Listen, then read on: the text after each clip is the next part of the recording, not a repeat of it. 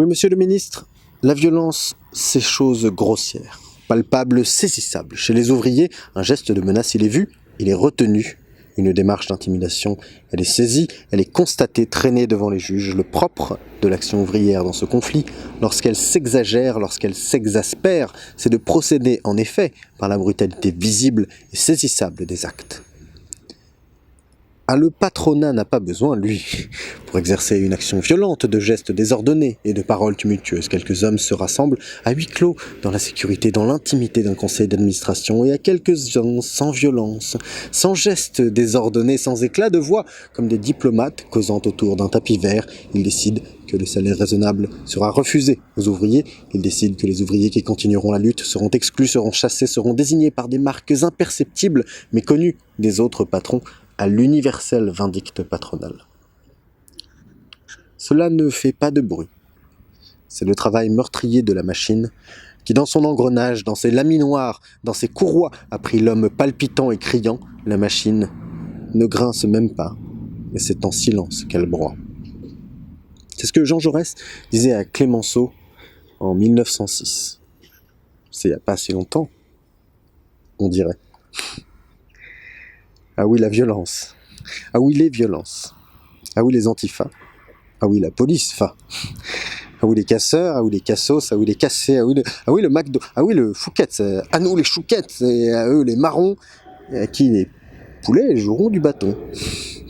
Les courroies de la machine sont devenues des chaînes de vélos, de livreurs toujours pressés. Et des chaînes de resto, des employés qui se font livrer pour pouvoir manger devant leur ordi.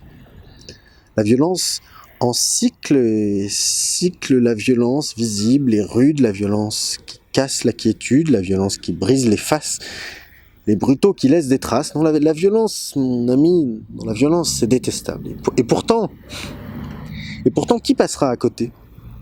Le monde est tout fait de structures et de systèmes, bâtis les uns sur les autres, des millénaires d'empilement qui, il y a 50 ans, touchaient la Lune comme une espèce de culmination technologique depuis 100 fois dépassée. Et tout ça, c'est dans nos têtes, dans ton merveilleux cerveau à toi, dans des livres, dans des lois. Mais le moindre événement de travers, et on réalise à quel point tout ça est artificiel et fragile. Mais pas ceux qui ont le pouvoir. Les très riches, les grandes familles de la très haute bourgeoisie, nous font croire que c'est immuable.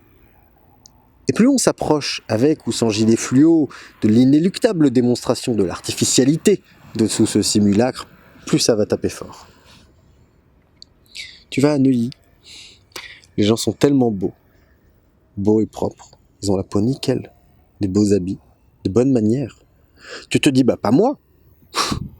moi je suis pas comme ça. Moi, je mérite ma condition de pauvre. Regarde, je suis moins beau, moins belle qu'eux. J'ai un crade, mais non. Mais non. T'as autant de beauté dans le cœur et au fond des yeux. T'es une personne intelligente autant qu'eux. Et on intériorise notre infériorité parce que ce sont eux qui ont décidé de tous ces codes artificiels de société verticale. Et plus on les abandonne, ces codes, plus on leur dit que leurs robes de juges ou de grands couturiers, que leurs costards bien taillés ne sont que des artifices, plus ça va cogner de rue, plus ça va jouer du ton-fa sur ton-face. Plus la bête acculée va se défendre, parce que sa violence symbolique, sa violence de pouvoir et de système, qui lui offre tant et tant de privilèges, si on la met en danger, elle va les défendre. À grands coups de violence physique cette fois-ci. On dansera autour des feux rouges avant qu'ils abandonnent leurs privilèges. Avant qu'ils nous écoutent pour de vrai, et la pyramide ne tombera pas toute seule, je pense. Alors, il y aura de la violence. Et ça me désole. Mais tu peux pas imaginer, je suis pas un mec violent. Je déteste l'idée de la violence utile. Et je sais où elle peut mener si on fait n'importe quoi. Mais voilà, comme dit Jaurès, cette violence qui vient, elle sera en réponse à une violence qui veut s'appeler justice, mais qui n'a pas le manteau des justes. Qui veut s'appeler loi, mais qui est amorale. Qui voudrait que rien ne bouge, qu'on reste comme on était, dans un monde où très peu possèdent beaucoup trop, et beaucoup trop possèdent très peu. Alors ces violences, il faudra les éviter, les contourner, mais en face ça va monter. Alors si le choix ne nous est pas laissé, il faudra rentrer dedans. Parce que l'eau monte et que la fête est finie. Allez, à demain.